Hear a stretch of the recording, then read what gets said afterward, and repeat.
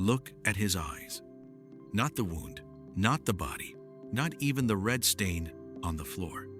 The first real horror of this painting is here, in the face of a man who has just understood what he has done.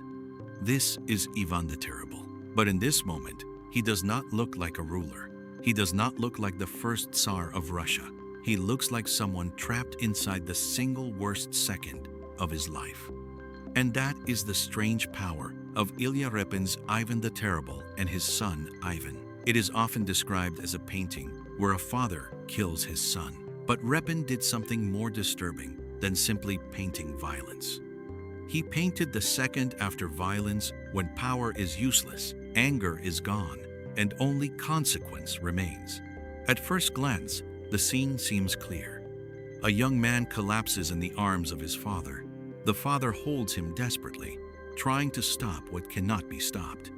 Around them is a dark palace interior, carpets, heavy furniture, red and black patterns, dim architecture, and a long staff lying across the foreground like a silent clue. But the longer we look, the less this feels like a historical illustration. It feels like an interrogation. Who is guilty here? The father? The ruler? The system that gave one man absolute power? Or is this painting not only about the 16th century, but also about Repin's own time, a Russia shaken by fear, violence, and political tension? Now, look at the son. His expression is almost the opposite of his father's. Ivan the Terrible's face is full of panic. The son's face is quieter. His eyes are open, but his strength is fading. His head leans into his father's hands, not in resistance, but in exhaustion. And this is one of Repin's most painful choices. He does not show the blow itself. He shows the silence after it. What remains is an embrace, and that embrace is unbearable because it looks almost tender. The same hands that destroyed him are now trying to protect him. The father's hands are the emotional center of the painting. One hand grips the young man's head, the other supports his body. These are not heroic hands. They are desperate hands, hands trying to reverse a second that cannot be reversed.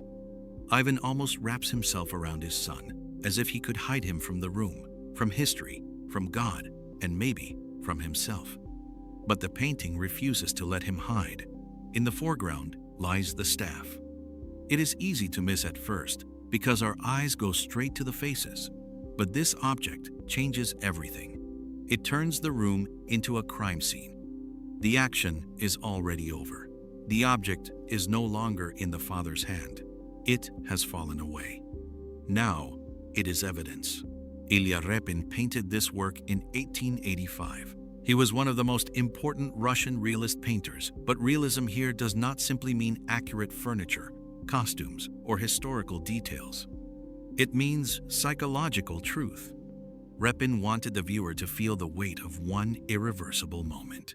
The room, the faces, the light, the objects, everything is arranged so that a single second becomes almost endless. The setting is luxurious, but not comforting. The carpets are rich, the patterns are elaborate, the walls are filled with deep reds, browns, and blacks, yet nothing in this room feels alive. The palace looks less like a place of power and more like a trap. Even the composition pushes us toward the two bodies.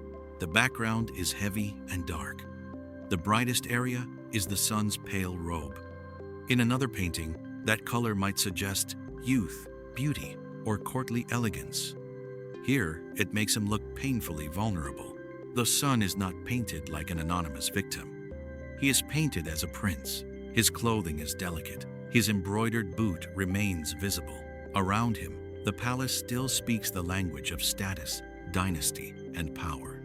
But power cannot help him now. That is one of the painting's cruelest contrasts. Everything around them suggests authority, wealth, and control, and yet none of it can repair one human action. Historically, Ivan IV was the first ruler crowned Tsar of Russia. His nickname, often translated as the Terrible, also means fearsome, formidable, awe-inspiring.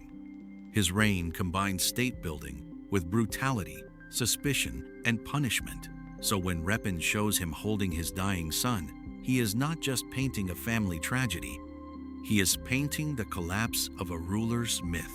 According to the traditional story, Ivan struck his son during an argument. One version connects the conflict to Ivan's treatment of his daughter-in-law, after which the son confronted him. But this story has always been debated. Some historians and political groups have questioned whether Ivan really killed his son, and that makes the painting more complicated than a simple illustration of a known fact. Repin does not paint it like a courtroom document. He paints it like a nightmare. The painting was created in the shadow of Repin's own century. In 1881, Tsar Alexander II was assassinated. Russia was shaken by the attack and by the political repression that followed. Repin lived in an atmosphere where violence was not just something from old chronicles, it was present, immediate, and terrifying. So the painting looks back to 1581, but it was born from the trauma of 1881. The question becomes larger. What happens to a society when violence becomes part of its political language? There are no witnesses here. No servants, no soldiers, no court, no crowd. The ruler is alone with the result of his own rage. And in that isolation, Repin makes Ivan strangely human, not innocent, not forgiven, but human. His terror is real. His love may also be real. That is what makes the painting so uncomfortable. It suggests that cruelty and love can exist inside the same person. Look at the objects on the left. The furniture seems disturbed. A red cushion lies low, like another echo of the tragedy. The carpets are shifted under the figures. The room feels interrupted. Repin builds the scene like a stage after the climax.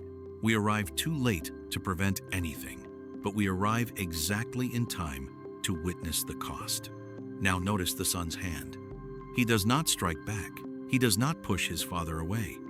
His hand rests against him in a fragile, almost forgiving gesture.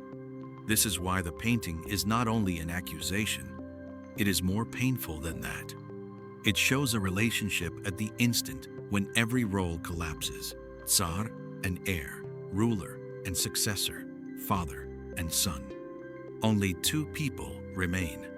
One has done the irreversible. The other can no longer answer. The painting entered the collection of Pavel Tretyakov, but it quickly became controversial. It offended Tsar Alexander III and was temporarily banned from public display. Later, it was attacked more than once. In 1913, a visitor damaged it. In 2018, the canvas was attacked again. That fact is almost chilling. A painting about violence has itself become a target of violence, as if the image still touches a nerve that history has never fully healed. The background is not just decoration. The red and black pattern behind them creates a visual pulse, almost like a warning. The architecture is heavy, the light is narrow, the room has depth but no escape. Red appears again and again, in the carpets, the walls, the clothing, the floor. Not always as literal blood, but as atmosphere. Everything in the room has absorbed the event. And perhaps this is the real reason the painting is so haunting. Repin takes a private moment and makes it historical. He takes a historical legend and makes it intimate. He takes a ruler known for fear and shows him afraid. That reversal is devastating. Ivan the Terrible built his identity on power, command, and dread. But here, his power has led him to the one place where power means nothing. He can command armies. He can punish enemies. He can terrify a country. But he cannot undo one moment of rage. This is why the two faces must always be seen together. The father's face says, "What have I done?" The son's face says something quieter, and maybe worse, "You did this." And between them, Repin places no explanation, no speech, no moral written on the wall. Only touch, panic, fading life, and a silence too heavy to escape. So, is this the painting where a father kills his son? Yes, in the traditional reading. But it is also more complicated. It is a painting about remorse that comes too late, about a ruler destroyed not by an enemy, but by himself, about a historical legend that became a mirror for Repin's own violent century, and about the uncomfortable fact that the most terrifying moment is sometimes not the act itself, but the moment after it, when the person responsible finally understands. That is why this painting still holds us. Not because it shows death, but because it shows recognition. And now I want to ask you, what do you think Repin wanted us to see most clearly, the crime, the remorse, or the danger of absolute power? And do you believe this is mainly a historical scene, or a warning that goes far beyond Ivan the Terrible?